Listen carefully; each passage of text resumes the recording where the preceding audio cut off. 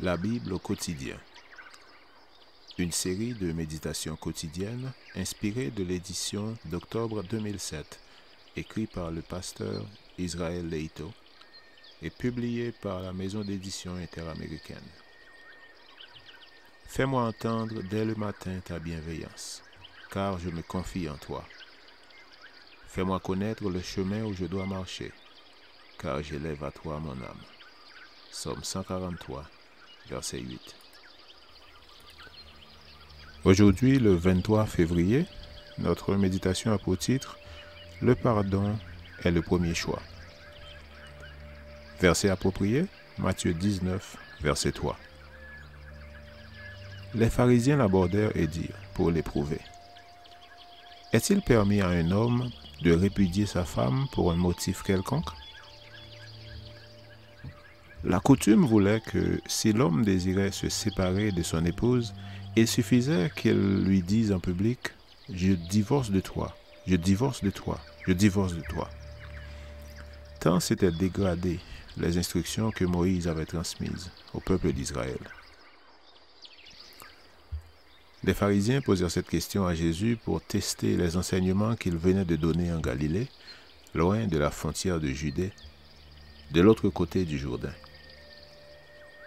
Il avait parlé de l'importance du pardon et souligné qu'en tout temps, nous devons faire le lien entre les fautes qu'on nous pardonne et la façon dont nous traitons notre prochain et lui pardonnons.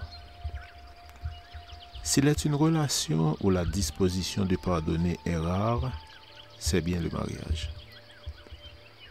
On croit qu'à cause de la confiance mutuelle des conjoints et de l'amour qu'ils partagent, la blessure d'une trahison est telle qu'il est presque surhumain de pardonner. Il semble que l'infidélité conjugale fasse partie des offenses les plus difficiles à pardonner.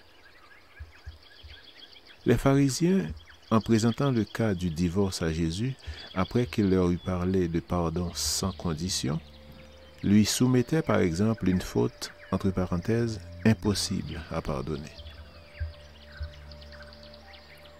La vengeance du divorce facile paraissait justifiée.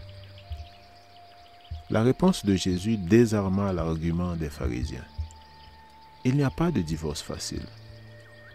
Il n'y a pas entre mari et femme d'outrage qu'il soit impossible de pardonner. Même dans le pire des cas, l'adultère, qui selon la Bible justifie le divorce, n'est guère l'unique solution. Jésus ne donna pas un commandement, mais il indiqua le dernier recours. Le premier devoir du chrétien est de pardonner, quelle que soit la gravité du cas. Celui qui peut pardonner une blessure conjugale, même l'adultère, est capable de pardonner toute autre offense. C'est la base de l'enseignement de Jésus.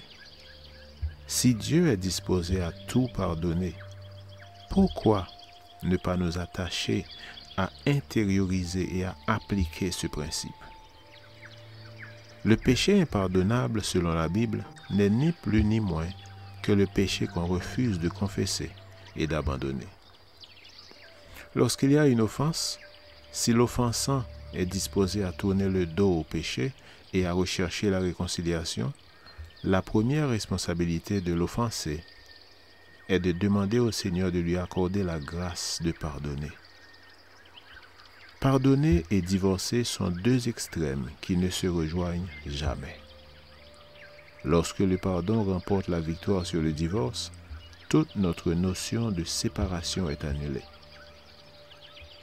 En prenant la défense du mariage, Jésus conseillait de s'efforcer de pardonner avant de divorcer.